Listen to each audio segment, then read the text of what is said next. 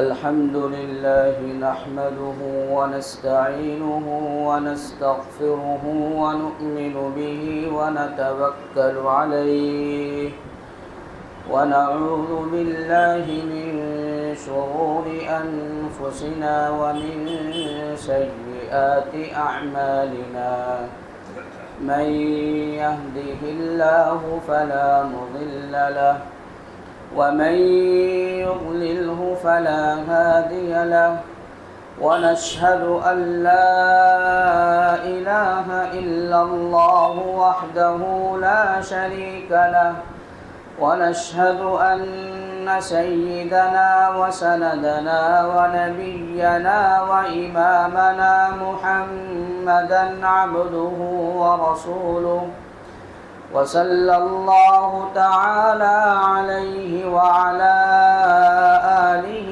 وأصحابه وبارك وسلم تسليما كثيرا أما بعد فأعوذ بالله من الشيطان الرجيم بسم الله الرحمن الرحيم قل هو الله أحد الله الصمد لم يلد ولم يولد ولم يكن له كفوا أحد صدق الله مولانا العلي العظيم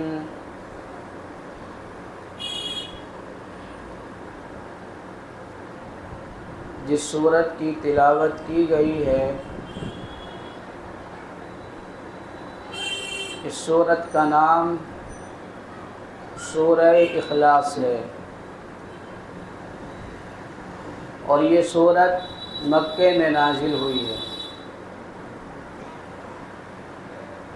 عام طور سے سارے مسلمانوں کو یہ سورت یاد ہوتی ہے۔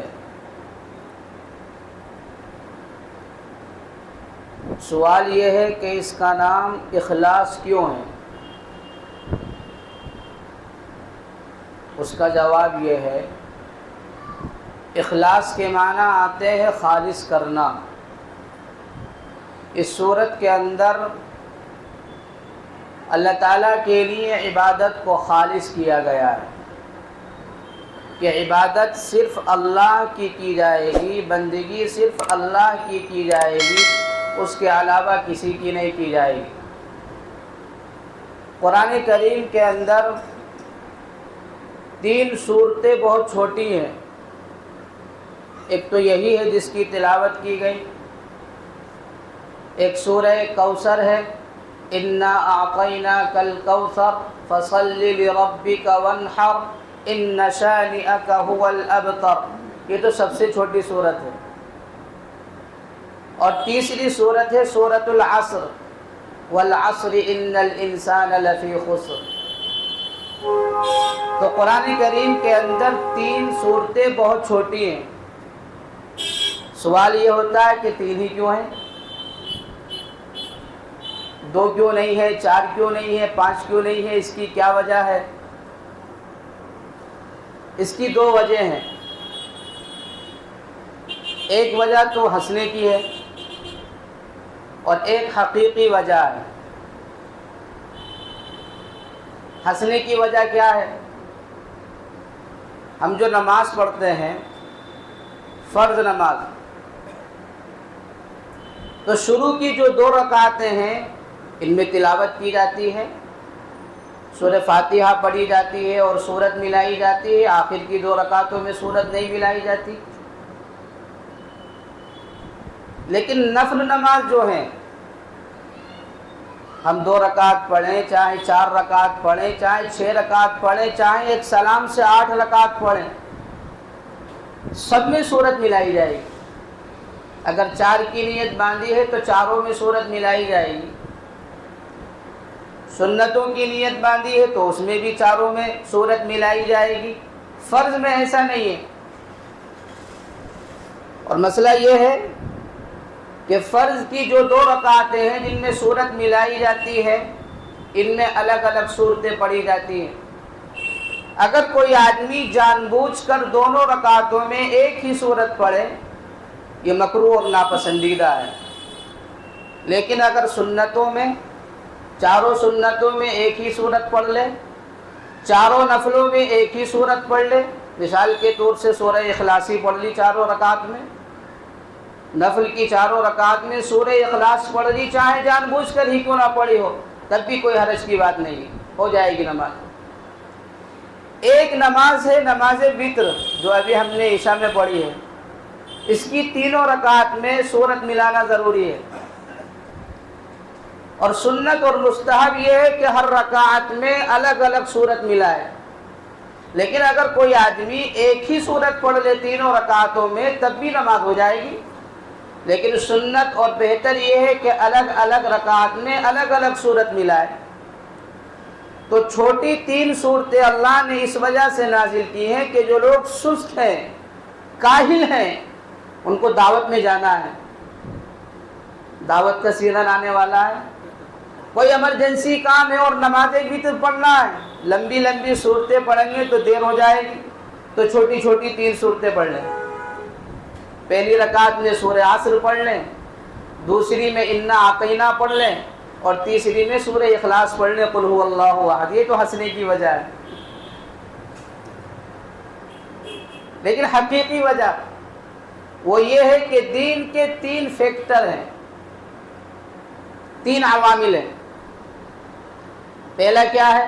ہم سب اللہ کے بندے ہیں، اللہ ہمارا خالق بھی ہے، مالک بھی ہے، تو جب ہم اس کے بندے ہیں تو اس کی بندگی کریں گے۔ اب بندگی کیسے کریں گے؟ تو اللہ تعالیٰ نے دین بھیجا، وایا رسول اللہ صلی اللہ علیہ وسلم، آپ علیہ الصلاۃ والسلام کے واسطے سے بھیجا، قرآن نازل کیا۔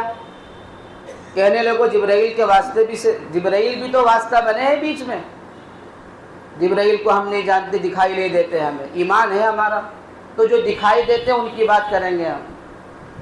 تو دین آیا ہے وایا رسول اللہ صلی اللہ علیہ وسلم، قرآن کریم ہم تک پہنچا ہے آپ علیہ الصلاۃ والسلام کے واسطے سے، اور تمام انسانوں کے لیے آیا ہے، صرف مسلمانوں کے لیے نہیں آیا، تمام انسانوں کے لیے آیا ہے۔ تو 2 چیزیں ہو گئی۔ تیسری چیز، بندگی کرنا کسے ہے؟ انسانوں کو کرنا ہے۔ کس کی جانب قرآن آیا ہے؟ انسانوں کی جانب آیا ہے۔ تو 3 چیزیں ہیں، 3 فیکٹر ہیں، اللہ، رسول اللہ اور انسان۔ سورہ اخلاص میں اللہ نے اپنا تعارف کرایا ہے، اور سورہ کوثر میں آپ علیہ الصلاۃ والسلام کے حالات کا تذکرہ ہے، اور سورہ عصر کے اندر انسانوں کی اصلاح کا نسخہ بیان کیا گیا ہے۔ اس لیے چھوٹی چھوٹی 3 صورتیں نازل کی ہیں، تاکہ ہر مسلمان، ہر انسان اس کو سمجھ لے، اس کو یاد کر لے، اور اس کے اندر جو مضامین بیان کیے گئے ہیں ان کو محفوظ کر لے۔ جو چیز لمبی ہوتی ہے اس کو یاد کرنا مشکل ہوتا ہے، اس کے مضامین کو محفوظ کرنا مشکل ہوتا ہے، تو اللہ نے چھوٹی چھوٹی 3 صورتیں نازل کی تاکہ ان کو یاد کرنا بھی آسان ہو جائے، اور ان کے اندر جو مضامین بیان کیے گئے ان کو محفوظ کرنا بھی آسان ہو جائے۔ امام شافعی علیہ الرحمہ تو فرماتے ہیں سورہ عصر کے بارے میں کہ اگر صرف اللہ تعالیٰ صرف سورہ عصر نازل فرماتا، قرآن نازل نہ فرماتا، انسانوں کی اصلاح کے لیے یہی ایک سورت کافی تھی۔ کتنی اہمیت ہے سورہ عصر کی، اس طرح کے مضامین اس کے اندر بیان کیے گئے ہیں۔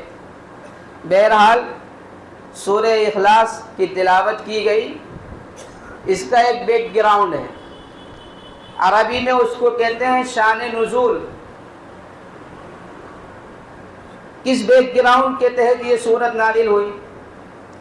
اللہ تعالیٰ نے جب رسول اللہ صلی اللہ علیہ وسلم کو یہ حکم دیا کہ آپ توحید کا اعلان کریں، اس وقت مکے میں نہیں، عرب ہی میں نہیں، بلکہ پوری دنیا میں بت پرستی کا رواج تھا، لوگ بتوں کی پوجا کیا کرتے تھے، ان کو مشکل کشا مانتے تھے، حاجت روا مانتے تھے، خود اپنے ہی ہاتھوں سے بتوں کو بناتے تھے اور انہی کو مشکل کشا مانتے تھے، حاجت روا مانتے تھے۔ چنانچہ آپ علیہ الصلاۃ والسلام نے اللہ کے حکم سے توحید کی دعوت دی اور اعلان کیا لا الہ الا اللہ، اللہ کے سوا کوئی عبادت کے لائق نہیں۔ تو کفار مکہ نے ایک سوال کیا، کہنے لگے کہ تم جس اللہ کی جانب ہمیں بلا رہے ہو، کیونکہ ان کے ذہن میں یہ خیال تھا کہ رب ایسا ہوتا ہے جس کا نسب نامہ ہوتا ہے، جس کا کوئی باپ ہوتا ہے، جس کا کوئی دادا ہوتا ہے، جس کی کوئی اولاد ہوتی ہے، ایسا رب ہوتا ہے۔ رام، ہندوستان کے اندر رام کی پوجا کی جاتی ہے، یہ راجہ دشرت کے بیٹے ہیں اور رام کے بھی 2 بیٹے ہیں۔ تو اسی طریقے کا ان کا عقیدہ تھا کہ رب جو ہوتا ہے وہ کسی کا بیٹا ہوتا ہے اور اس کی اولاد ہوتی ہے۔ تو مشرکین مکہ نے یہ سوال کیا آپ علیہ الصلاۃ والسلام سے کہ جس اللہ کی جانب، جس رب کی جانب ہمیں تم بلا رہے ہو، اس کا نسب نامہ بیان کیجیے۔ کیا بیان کیجیے؟ اس کا نسب نامہ بیان کریے، یا پھر یہ بتلائیے کہ وہ کس چیز کا بنا ہوا ہے، وہ لوہے کا بنا ہوا ہے، سونے کا بنا ہوا ہے، پیتل کا بنا ہوا ہے، یا پتھر کا بنا ہوا ہے؟ کیونکہ جن کی یہ پوجا کیا کرتے تھے وہ پتھر کے بنے ہوئے تھے، لوہے کے بنے ہوئے تھے، پیتل کے بنے ہوئے تھے، تانبے کے بنے ہوئے تھے۔ تو ان کا عقیدہ یہی تھا۔ تو انہوں نے سوال کر لیا کہ یا تو اس کا نسب نامہ بیان کیجیے یا پھر بتلائیے کہ وہ کس چیز کا بنا ہوا ہے۔ تو اللہ تعالیٰ نے یہ سورت نازل فرما دی۔ اس سورت کی فضیلت بہت ہے۔ روایت کے اندر آتا ہے، حضرت ابو سعید خدری رضی اللہ تعالیٰ عنہ فرماتے ہیں کہ میں نے ایک شخص کو دیکھا کہ پوری رات سورہ اخلاص ہی پڑھ رہا ہے، وہ برابر قل هو اللہ احد، پوری رات اسی سورت کی تلاوت کی۔ آپ علیہ الصلاۃ والسلام سے صبح کو حضرت ابو سعید خدری رضی اللہ تعالیٰ عنہ نے شکایت کی کہ ایک شخص ہیں پوری رات سورہ اخلاص ہی پڑھتے رہے۔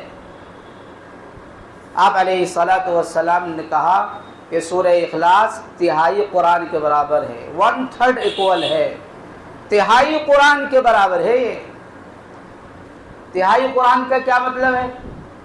اس کے 2 مطلب ہیں۔ عام طور سے ایک مطلب بیان کیا جاتا ہے اس کا، قرآن کریم کے اندر 30 پارے ہیں تو 1/3 10 پارے ہوئے۔ عام طور سے جو مطلب بیان کیا جاتا ہے وہ یہ ہے کہ اگر کوئی آدمی سورہ اخلاص کی تلاوت 1 مرتبہ کر لے گا تو اسے 10 پارے پڑھنے کے برابر ثواب ملے گا۔ یہی وجہ ہے کہ فقہا نے کہا ہے کہ اگر کسی کو ثواب پہنچانا ہو تو 3 مرتبہ سورہ اخلاص پڑھ لیں، پورے قرآن کا ثواب پہنچ جائے گا۔ ویسے تو کوئی چیز متعین نہیں ہے ثواب پہنچانے کے لیے، کچھ بھی پڑھا جا سکتا ہے، سبحان اللہ، الحمدللہ، کچھ بھی پڑھا جا سکتا ہے ثواب پہنچانے کے لیے۔ لیکن اگر کوئی آدمی 3 مرتبہ اس سورت کو پڑھ لیتا ہے، چونکہ 1 مرتبہ تہائی قرآن کے برابر ہے، 3 مرتبہ پڑھے گا تو پورا قرآن ہو جائے گا۔ تو کتنا آسان نسخہ مل گیا اپنے مرحومین کو ثواب پہنچانے کے لیے۔ 5 نمازیں ہیں، 5 نمازوں کے بعد 3 مرتبہ پڑھ لیا کریں تو ایک قرآن ہم بخشنے والے ہو جائیں گے، کبھی کسی کو، کبھی کسی کو، کبھی کسی کو۔ ایک مطلب یہ بیان کیا جاتا ہے، یہ بھی مطلب ہے اس کا، لیکن صحیح مطلب ایک اور دوسرا ہے، وہ یہ ہے تہائی قرآن کے برابر کا مطلب یہ ہے کہ قرآن کے اندر جو مضامین ہیں 3 قسم کے ہیں۔ ایک تو احکام بیان کیے گئے، گزشتہ قوموں کے قصے اور واقعات کو بیان کیا گیا، اور توحید کو بیان کیا گیا۔ اس سورت کے اندر توحید کا بیان ہے، اس اعتبار سے اس سورت کو کہہ دیا گیا کہ یہ تہائی قرآن کے برابر ہے۔ بہرحال اس کا ثواب تہائی قرآن کے برابر ہے۔ اسی طرح ایک روایت میں آتا ہے کہ ایک مسجد قباء میں ایک شخص امام تھے، ہمیشہ وہ ہر رکعت میں سورہ اخلاص پڑھتے تھے۔ پہلے کوئی سورت پڑھ لی اور اس کے بعد سورہ اخلاص پڑھی، قل هو اللہ احد۔ آپ علیہ الصلاۃ والسلام سے شکایت کی گئی کہ امام صاحب ہر نماز میں ہر رکعت میں سورہ اخلاص ہی پڑھتے ہیں؟ آپ علیہ الصلاۃ والسلام نے ان کو بلایا اور پوچھا کہ تم ہر رکعت میں سورہ اخلاص کیوں پڑھتے ہو؟ انہوں نے جواب دیا کہ مجھے اللہ سے محبت ہے اور اس سورت سے محبت ہے۔ تو آپ علیہ الصلاۃ والسلام نے جواب میں کہا حبک ایہا ادخلک الجنہ، تیرا اس سورت سے محبت کرنے نے تجھ کو جنت میں داخل کر دیا ہے۔ اس کے اندر اللہ تعالیٰ کا تعارف کرایا گیا، اس کی صفات بیان کی گئی۔ جو گویا اس سورت سے محبت کرنے والا ہوگا، اس سورت کی کثرت کے ساتھ تلاوت کرنے والا ہوگا، وہ در حقیقت اللہ تعالیٰ سے محبت کرنے والا ہوگا، اور جو اللہ تعالیٰ سے محبت کرنے والا ہوگا اس کی اطاعت کرنے والا بھی ہوگا۔ ظاہر سی بات ہے، جو اللہ کی اطاعت و فرما برداری کرے گا تو یقیناً اللہ تعالیٰ اسے جنت میں داخل فرمائیں گے۔ تو بہرحال اس کی یہ فضیلت ہے۔ اسی طرح ایک روایت میں آپ علیہ الصلاۃ والسلام نے بیان فرمایا کہ جو آدمی صبح اور شام اس سورت کی تلاوت کرے گا، اللہ تعالیٰ اس کے لیے تمام ضروریات کے لیے کافی ہو جائیں گے، تمام ضروریات اس کی پوری فرما دیں گے۔ بہت مختصر سورت ہے، معمول بنا لینا چاہیے۔ قل هو اللہ احد اللہ الصمد لم یلد ولم یولد ولم یکن لہ کفوا احد، 4 آیتیں ہیں۔ اگر مستقل ہم پڑھیں گے تو روانگی ہو جائے گی اور 1 منٹ بھی نہیں لگے گا پڑھنے میں۔ اللہ تعالی ہم سب کو اس کی اہمیت سمجھنے کی اور اس کو معمول بنانے کی توفیق عنایت فرمائے۔ تو مشرکین مکہ نے کہا کہ جس اللہ کی جانب آپ دعوت دے رہے ہیں اس کا نسب نامہ تو بیان کریے، اس کا باپ کون ہے اور وہ کس کا بیٹا ہے اور اس کی اولاد کون ہے اور وہ کس چیز کا بنا ہوا ہے۔ تو اللہ نے یہ سورت نازل کر دی، قل هو اللہ احد، کہہ دیجئے جس اللہ کے بارے میں تم بیان پوچھ رہے ہو وہ اللہ ایک ہے۔ اللہ تعالیٰ نے دنیا میں ہر چیز کا جوڑا پیدا کیا لیکن خود اکیلے ہیں۔ جوڑے کا کیا مطلب ہے؟ میل اور فیمیل نہیں ہے۔ جب جوڑے کا تذکرہ آتا تو ہر آدمی میل اور فیمیل سمجھتا ہے، میل اور فیمیل نہیں ہے، مذکر اور مؤنث نہیں ہے۔ تو پھر کیا ہے؟ جوڑے کا مطلب یہ ہے کہ 2 چیزیں مل کر مقصد کی جو تکمیل کرتی ہو وہ جوڑا کہلاتا ہے۔ اب اتفاقی طور پر میل اور فیمیل بھی ہو جائے تو الگ بات ہے۔ ہم لوگ چپل پہنتے ہیں تو جوڑا ہے یا نہیں ہے؟ اس میں میل اور فیمیل ہوتا ہے؟ نہیں ہوتا نا، تو وہ بھی ایک جوڑا ہے۔ تو جوڑے کے لیے میل اور فیمیل کا ہونا ضروری نہیں ہے، 2 چیزیں مل کر مقصد کی جو تکمیل کرنے والی ہوں گی وہ جوڑا کہلائے گی۔ تو اللہ تعالیٰ نے ہر چیز کا جوڑا پیدا کیا ہے۔ قرآن نے اس کو بیان کیا، وَمِن كُلِّ شَيْءٍ خَلَقْنَا زَوْجَيْنِ لَعَلَّكُمْ تَذَكَّرُونَ، ہم نے ہر چیز کا جوڑا پیدا کیا ہے۔ کیوں پیدا کیا؟ لَعَلَّكُمْ تَذَكَّرُونَ، تاکہ تم یاد رکھو۔ کیا یاد رکھو؟ جس دنیا میں ہم رہتے ہیں اس کا بھی جوڑا ہے، دس ورڈ دیٹ ورڈ، اس کا کیا جوڑا ہے؟ اس کا جوڑا آخرت ہے، آخرت والی زندگی ہے۔ جس دنیا میں ہم رہتے ہیں اس کا بھی ایک جوڑا ہے، وہ آخرت والی زندگی ہے، کیونکہ دونوں مل کر مقصد کی تکمیل ہوتی ہے۔ صرف یہی دنیا ہے تو مقصد حاصل ہی نہیں ہو پائے گا۔ ہم اعمال کرتے رہیں، نمازیں پڑھتے رہیں، روزے رکھتے رہیں اور قیامت نہ آئے تو مقصد کی تکمیل کہاں ہوگی؟ جنت کا حاصل ہونا کہاں ہوگا؟ نتیجہ کہاں سامنے آئے گا؟ نتیجہ تو تبھی سامنے آئے گا جب وہ والی دنیا بھی ہمارے پاس آئے گی، جب ہم اس دنیا میں پہنچیں گے۔ تو اس دنیا کا بھی جوڑا ہے۔ اللہ تعالیٰ نے اس آیت کو اس لیے بیان کیا تاکہ ہم لوگ سمجھ جائیں، ہر چیز کا جوڑا بنایا ہے اور اس دنیا کا بھی جوڑا ہے، آخرت والی زندگی ہمارے سامنے آنی۔ قل هو اللہ احد، کہہ دیجئے وہ اللہ ایک ہے۔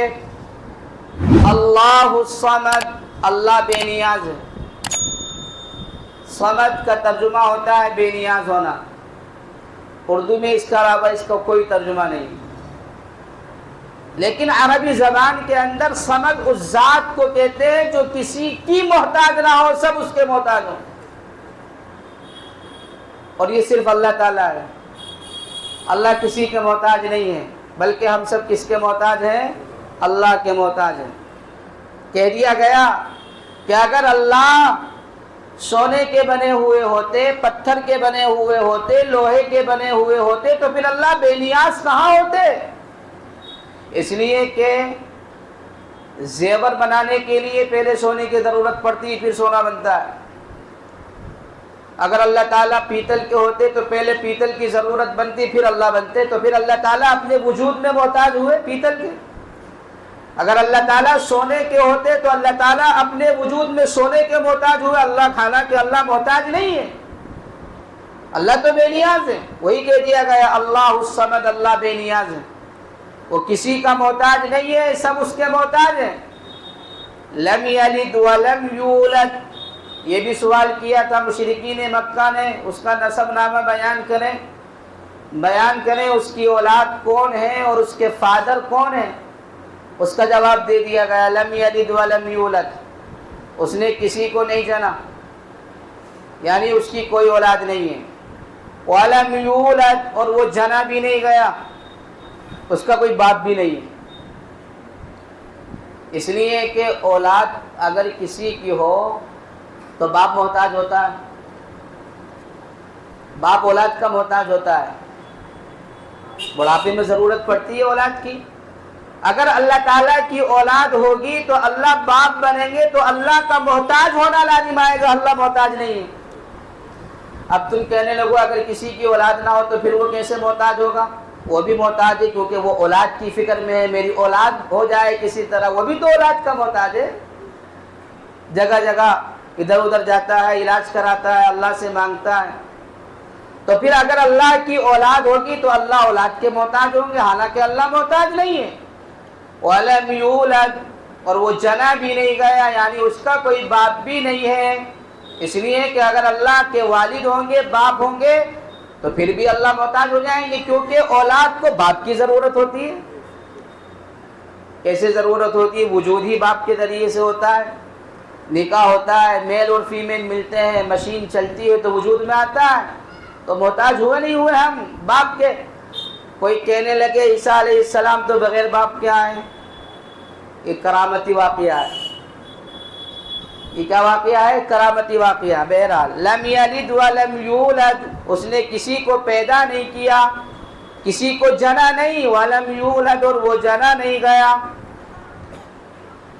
وَلَمْ يَكُنْ لَهُ كُفُوًا أَحَدٌ، اور اس کا کوئی ہم پلہ نہیں ہے، اور اس کا کوئی نظیر نہیں ہے، اور اس جیسا کوئی نہیں ہے۔ یہ سورت کا ترجمہ اور اس کا مطلب بیان کیا گیا۔ اس سورت کے ذریعے سے ہمیں یہ پیغام دیا گیا ہے کہ ہمیں صرف اور صرف عبادت اللہ کی کرنا ہے، اللہ کے علاوہ کسی کی نہیں کرنا ہے۔ مشکل کشا بھی اسے ماننا ہے، حاجت روا بھی اسے ماننا ہے۔ کوئی کہنے لگے کہ حضرت دنیا میں ہم نے دیکھا ہے بہت سے لوگ دوسرے کی مشکلوں کو دور کرتے ہیں، تو وہ بھی مشکل کشا ہوئے؟ وہ مشکل کشا نہیں ہے، انہوں نے دوسروں کی مشکلوں کو جو دور کیا ہے وہ اللہ ہی کے حکم سے کیا ہے۔ تو جب اللہ ہی کی توفیق سے کیا ہے، اللہ ہی کے حکم سے کیا ہے، تو اللہ ہی تو مشکل کشا ہوئے، وہ تھوڑی مشکل کشا ہوئے۔ اس طرح کے الفاظ بھی ہمیں استعمال نہیں کرنا چاہیے کہ فلاں پیر فلاں بزرگ مشکل کشا ہے، مختار کل ہے، حاجت روا ہے، یہ شرک تک پہنچانے والے الفاظ ہیں۔ اس لیے اس سے بچنا چاہیے۔ یہ شرک کی ایک نوعیت ہے۔ شرک کی ایک دوسری نوعیت بھی ہے، عبادتوں میں دکھلاوا کرنا، یہ بھی شرک کی ایک نوعیت ہے، اس سے بھی بچنا چاہیے۔ ہم نماز اس لیے لمبی لمبی پڑھتے ہیں تاکہ لوگ بزرگ کہنے لگیں، اور جب تنہائی میں پڑھتے ہیں تو ایک دم پڑھ لیتے ہیں۔ یہ ریاکاری اور دکھلاوا ہے، یہ بھی اللہ کے ساتھ شریک کرنا ہے، یہ بھی شرک کی ایک قسم ہے۔ بہرحال اس صورت کے اندر یہی بیان کیا گیا کہ عبادت خالص صرف اللہ کے لیے کرنا ہے، کسی اور کے لیے نہیں کرنا ہے۔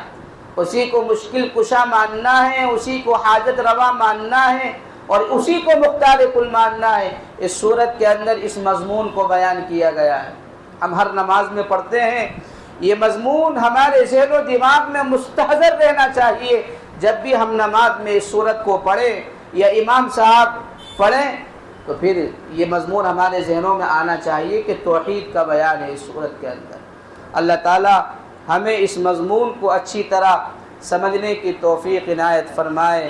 وآخر دعوانا ان الحمد للہ رب العالمین۔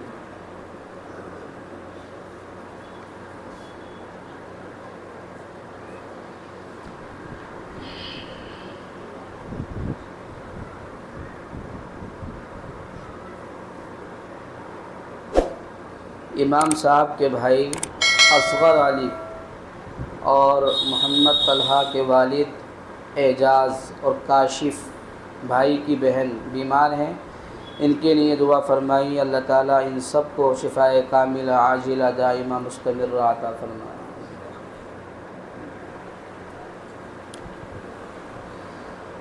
اللہم لک الحمد کلہ ولک الشکر کلہ لا نحصی ثناء علیک انت کما اثنیت علی نفسک لا الہ الا اللہ الحلیم الکریم سبحان اللہ رب العرش العظیم والحمد للہ رب العالمین لا الہ الا انت سبحانک انا کنا من الظالمین ربنا ظلمنا انفسنا وان لم تغفر لنا وترحمنا لنكونن من الخاسرين يا حي يا قيوم برحمتك نستغيث أصلح لنا شأننا كله ولا تكلنا إلى أنفسنا طرفة عين۔ اے اللہ ہم سب کے تمام صغیرہ اور کبیرہ گناہوں کو معاف فرما، ہماری خطاؤں سے صرف نظر فرما، کوتاہیوں سے درگزر فرما۔ اے اللہ آپ ہم سے ناراض ہیں، اے اللہ زمین و آسمان کے بدلے ہوئے تیور بتلا رہے ہیں، آپ ہم سے ناراض ہیں۔ عجب اور عرب کا ماحول بتلا رہا ہے، آپ ہم سے ناراض ہیں۔ حکمرانوں کا رویہ اور ان کا طرز بتلا رہا ہے، آپ ہم سے ناراض ہیں۔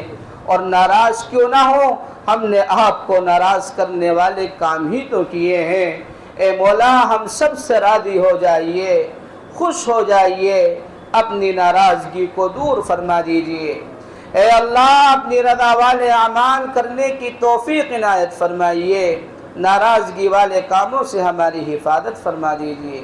اے اللہ ہم میں، ہمارے متعلقین میں، عزیز و اقارب میں یا جن لوگوں کے نام لے کر شفا کی درخواست کی گئی ہے، اے اللہ سب کو شفا کاملہ عاجلہ دائمہ مستمرہ عطا فرمائیے۔ اے اللہ کوئی شوگر کا بیمار ہے، کوئی گھٹنوں کے درد سے پریشان ہے، اے اللہ کوئی بیماری ایسی نہیں ہے جو آپ کے نزدیک لا علاج ہو، آپ چاہیں تو مٹی کی چٹکی میں شفا ڈال سکتے ہیں۔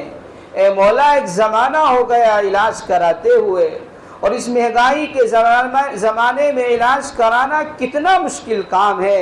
اے اللہ ہماری بیماری بڑی نہیں ہے، آپ کی شفا بہت بڑی ہے۔ اے اللہ سب کو شفا عطا فرما دیجئے، سب کو اطمینان اور سکون والی زندگی عطا فرما دیجئے، ہماری زندگیوں سے پریشانیوں کو دور فرمائیے۔ اے اللہ جو مقروض ہیں ان کے قرضوں کی ادائیگی میں سہولت پیدا فرمائیے، جو ناجائز مقدمات میں ماخوذ ہیں انہیں باعزت بری فرما دیجئے۔ اے اللہ ہمارے تمام مرحومین کی مغفرت فرما دیجئے، ہمارے کاروبار میں، ذریعہ معاش میں خوب برکت پیدا فرمائیے۔ اے اللہ اس مجمع کو قبول فرما لیجئے، قرآن کی نسبت پر یہ مجمع یہاں موجود ہے، آپ کے مبارک کلام کو اور آپ کے مبارک کلام کی تفسیر کو اور معانی کو اور مطالب کو سننے کے لیے ساری مشغولیات کو چھوڑ کر یہاں بیٹھا ہے۔ اے اللہ ان میں بعض ایسے بھی ہیں جو صبح سے لے کر شام تک کام کرتے ہیں اور شام میں تھک کر آرام کر لیتے ہیں، لیکن جب پیر کا دن آتا ہے آپ کے کلام کی محبت میں یہاں آتے ہیں۔ اے اللہ اس محبت کی لاج رکھ لیجئے، اے اللہ اس محبت کی لاج رکھ لیجئے۔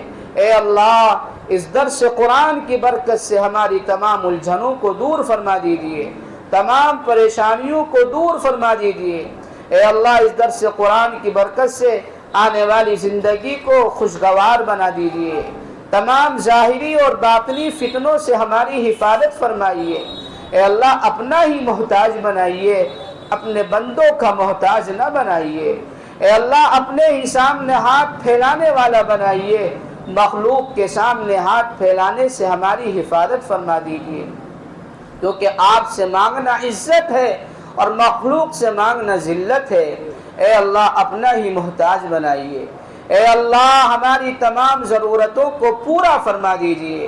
اے اللہ ہم بے شمار ضرورتیں لے کر آئے ہیں اور آپ بے شمار خزانوں کے مالک ہیں، اور وہ آپ کے کسی کام کے بھی تو نہیں ہیں۔ مولا ان خزانوں کا منہ ہم کمزور بندوں کی جانب کھول دیجئے۔ اے اللہ ہماری ضرورتیں پوری ہو جائیں گی، آپ کے خزانے میں کوئی کمی نہیں آئے گی مولا۔ اے اللہ ان خزانوں کا منہ ہماری جانب کھول دیجئے۔ اے اللہ آپ نے خود قرآن میں فرمایا، تم میرے بندو تم محتاج ہو، غریب ہو اور میں مالدار ہوں۔ اور آپ نے خود دوسری جگہ قرآن میں فرمایا، سوال کرنے والوں کو جھڑکنا مت۔ اے اللہ ہم آپ سے سوال کر رہے ہیں، ہاتھوں کا کٹورا پھیلا کر آپ سے اپنی ضرورتیں مانگ رہے ہیں، اور حکم دینے والا کبھی حکم کی خلاف ورزی نہیں کرتا ہے۔ اے اللہ ہمیں مت جھڑکیے، اے اللہ ہمیں مت دھتکاریے، اے اللہ ہماری تمام ضرورتوں کو پورا فرما دیجیے۔ اے اللہ ہمیں ایماندار بنا دیجیے، امانت دار بنا دیجیے، دیانت دار بنا دیجیے، قرآن سے سچی محبت پیدا فرما دیجیے۔ اے اللہ قبر کے عذاب سے ہم سب کی حفاظت فرما دیجیے۔ اے اللہ جنت میں داخلہ مقدر فرما دیجیے، حج مبرور کی سعادت نصیب فرمائیے، عمرہ مقبولہ کی دولت سے مالا مال فرما دیجیے۔ اے کریم آقا آپ صرف مالداروں کے رب نہیں ہیں، ہم جیسے غریبوں کے بھی رب ہیں۔ اے اللہ ہر مسلمان یہ چاہتا ہے کہ حرمین شریفین کی زیارت کرے، دیوان ایوان طواف کرے، روضہ اقدس پر باہدف کھڑے ہو کر درود سلام کا نذرانہ پیش کرے۔ اے اللہ اسباب اگرچہ نہیں ہیں لیکن مسبب الاسباب آپ ہی تو ہیں، اسباب پیدا کرنے والے ہی تو آپ ہیں۔ اے اللہ اس طرح کے اسباب پیدا فرما دیجئے، ہم سب کے لیے بھی وہاں کا سفر مقدر فرما دیجئے۔ اے اللہ جو مانگا ہے وہ بھی عنایت فرمائیے، اور جو مانگنے سے رہ گیا آپ ہماری ضرورتوں سے بخوبی واقف ہیں، علیم بذات الصدور ہیں۔ اے مولا ایسی بھی ضرورتیں ہیں زبان پر لاتے ہوئے مخلوق کے سامنے شرمندگی کا سامنا کرنا پڑتا ہے۔ اے اللہ ہم آپ ہی سے تو سب کچھ بتا دیتے ہیں، اے اللہ ہم آپ ہی کو تو سب کچھ بتلا دیا کرتے ہیں، اور آپ سب کچھ جانتے بھی ہیں مولا۔ اے اللہ ہماری تمام ضرورتوں کو پورا فرما دیجئے۔ ان تمام دعاؤں کو حضور اکرم صلی اللہ علیہ وسلم کے صدقے میں قبول فرما لیجئے۔